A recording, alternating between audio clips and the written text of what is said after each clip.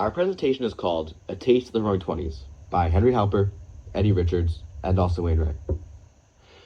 For our project, we made spaghetti and a cake, and we're using them to show different parts of the Roaring Twenties and how they connect to The Great Gatsby by F. Scott Fitzgerald. The Roaring Twenties was a time period during the 1920s when the U.S. faced economic growth and social change after World War I. During this time period, industries expanded quickly, and technology made it a lot easier to mass-produce goods. An important development was mass production, specifically Henry Ford's assembly line, which would allow companies to set prices a lot cheaper and produce products a lot quicker. Due to this, people could afford things that used to be considered a luxury. Actually, an interesting thing about Ford's assembly line is that it didn't just make the production faster. It actually changed the entire economy because goods like cars were suddenly affordable for ordinary people and not just the uber wealthy. Another important development was installment buying. This allowed people to buy expensive products and pay for them over time rather than paying for all at once. This made an environment where people bought more goods and they focused more on wealth and luxury goods. Installment buying was it was basically an early version of like a credit card or a credit where people could buy things immediately and just worry about paying off later. This helped increase consumer spending, but it also created financial risks if people borrowed too much money and eventually could even lead to debt. But the biggest development in the economics during this time period was the stock market boom. Widespread participation in the stock market increased generational wealth and encouraged spending. Stock market prices skyrocketed, making generational wealth the rich. Many people were investing in stocks for the first time during this period. Some people even bought stocks using borrowed money, which is actually called buying on a margin, and that helped fuel the rapid rise in prices. So this version and idea of wealth was shown in The Great Gatsby by F. Scott Fitzgerald, when Gatsby throws the huge parties in the mansions with tons of food, music, and guests. These parties show how people in the Roaring Twenties would celebrate wealth and luxury. So, actually, although Fitzgerald was criticizing this lifestyle in the novel, even though the parties look glamorous, the book shows that a lot of the wealth and happiness in the 1920s was superficial. We use cake to show this luxury lifestyle because cakes are typically associated with celebration and wealth. When they're covered in all the frosting, they're very big, and they represent the parties and lifestyle that Gatsby shows in the book. So, what's interesting about the Roaring Twenties is that while it looked like a sort of constant time of celebration of wealth, a lot of that, I guess, prosperity was actually based on speculation and credit. But Fitzgerald shows this idea in The Great Gatsby, where the parties and luxury seem glamorous on the surface, but underneath there's a lot of emptiness and focus on status. So in a way, the cake represents not just a celebration, but also the culture of wealth and appearance that kind of just defined the era, the Roaring Twenties.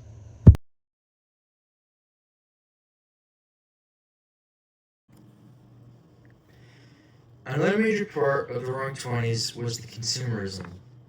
Since goods were so cheap and easy to buy, Americans started to purchase more products and spent more money on entertainment. This led to mass advertising and media being prevalent in the 1920s. The idea of mass advertising and media encouraged people to spend more time on entertainment.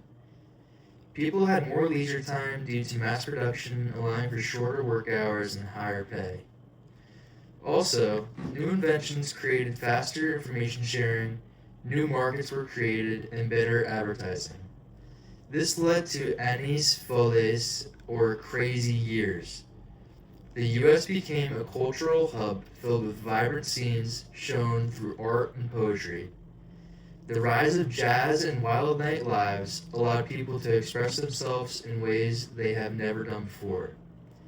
This idea is also seen in The Great Gatsby, because many of the characters focus on money and status. For example, the two girls in the yellow dresses talking about how much their dress costs. And the cultural aspect of the 1920s is shown when they would engage in wild parties at Gatsby's house. The cake also represents this consumerism and culture because extravagant foods and big celebrations were popular ways that rich people showed their status and wealth. and cake was believed to be an expensive dessert they could impress their friends with, like the two girls in the yellow dress. Another big change to the 1920s was immigration and cultural diversity.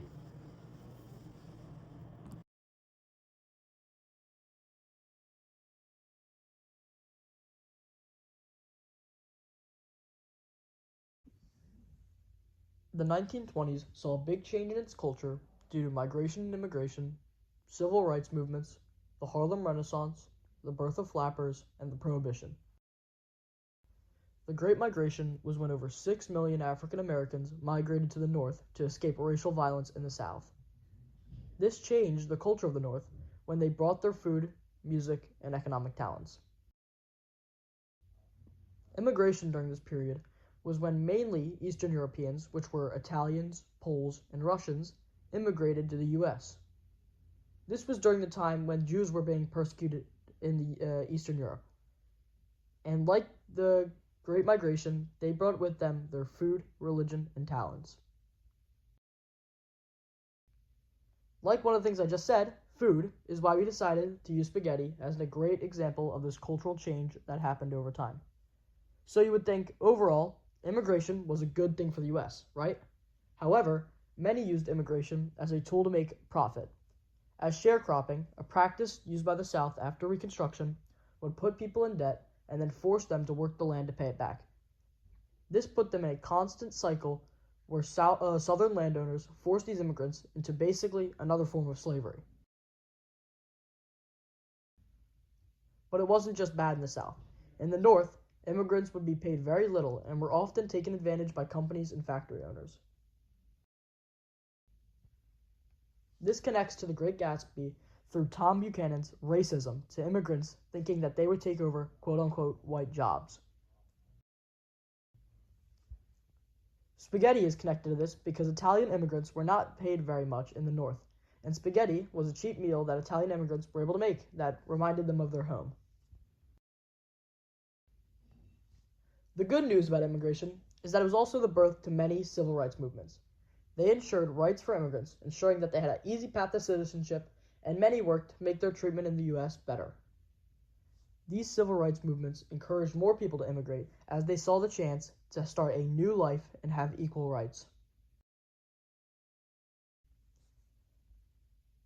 Now, this is how the Harlem Renaissance started. It was the birth of new literature, artistic and musical styles. The new forms of literature were realism and modernism. They depicted black life as without fear or shame. Artists began to change over to a modern art style, replacing the old Victorian era style. And music styles like jazz started. Some other things that popped out of this cultural shift are flappers. Flappers were women who rejected Victorian era styles, replacing them with something more modern. They smoked, got drunk, wore loose dresses, and essentially threw away their connection to the old style. This led them to being more rebellious, such as throwing protests and creating movements to become independent. Another big thing that affected culture and how people lived was the Prohibition. Prohibition was the complete ban of alcohol, making it illegal to drink or even own. This led to a lot of crime and speakeasies being created. Speakeasies are establishments that sold alcohol during the Prohibition without the government knowing. This led to many gangs fighting over who controlled these quote-unquote speakeasies, and ended up causing a lot of smuggling and corruption all over the US. It was so bad that federal convictions were higher than 500%. Speakeasies and crime overall are shown in The Great Gatsby through the illegal business Gatsby was doing with Wolf Sheen. Like how alcohol was illegal, and yet Gatsby still had it. But while some bad things came out of the Prohibition, a societal change happened. People began hosting different types of parties, cocktail parties. Now this is where spaghetti gets tied in. Finger foods, which was popular at these parties, were brought by immigrants. Sweet treats, deviled eggs, sandwiches, and spaghetti. This is shown in The Great Gatsby as the cocktail parties Gatsby would host would show how parties changed during the Prohibition and how finger foods were introduced.